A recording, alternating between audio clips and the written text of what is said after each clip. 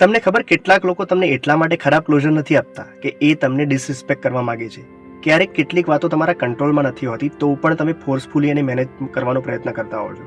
તમને સામેવાળું માણસ પહેલા દિવસથી ક્લેરિટી આપીને બેઠું હોય છે કે આપણા બંને વચ્ચે કંઈ પણ થઈ શકે એમ નથી, તો પણ પ્રેમમાં ઘેલા તમે આંખમાં પટ્ટી લગાવીને પ્રયત્નો પર પ્રયત્નો કરતા રહો છો. તમે ક્યારેક સામેવાળાના સારા સ્વભાવ, તમારા સાથેના રોજ કરેલા વ્યવહાર, ફ્રિકવન્ટલી કરેલા કોલ્સને એમનો પ્રેમ સમજી લો છો, પણ એ ફક્ત એમનો સારો સ્વભાવ અને તમારી પ્રત્યે મિત્રતા તરીકેનો એક ભાવ હોય છે.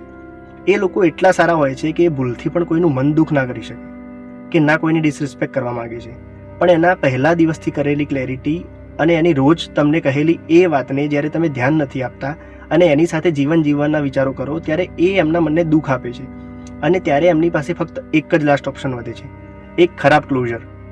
એ છેલ્લા કન્વર્ઝેશનમાં એ તમને બહુ ખરાબ રીતે ટ્રીટ કરે છે. તમને એ દિવસ એમ લાગે કે આના જેટલું ખરાબ માણસ આ દુનિયામાં હોઈ જ ના શકે, પણ હકીકત આનાથી બિલકુલ વિપરીત હોય છે.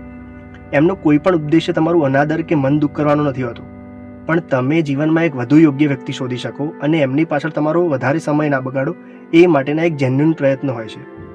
એ દિવસ તમને જોવા મળેલું એ રૂપ હકીકતમાં એક નાટક હોય છે. દે જસ્ટ પ્રિટેન્ડ કે જે વાસ્તવમાં એ છે જ નહીં. પણ માણસનો એક મૂળભૂત સ્વભાવ એ છે કે દરેક વસ્તુને લઈને બાયસ્ડ હોય છે. એની સાથે ખરાબ થયેલ દરેક વસ્તુ એમના માટે દુશ્મન સમાન બની જાય છે અને એ એમના વિશે ફક્ત ખરાબ વિચારવાનું નહીં, પણ સાથે સાથે એની ખરાબ વાતો ફેલાવવાનું શરૂ કરી દેતા હોય છે. તો આવા સંજોગમાં આપણે શું કરી શકીએ? આવા લોકોની દોસ્તી આપણને જીવનમાં ખૂબ જ સારા માણસ બનાવી શકે છે.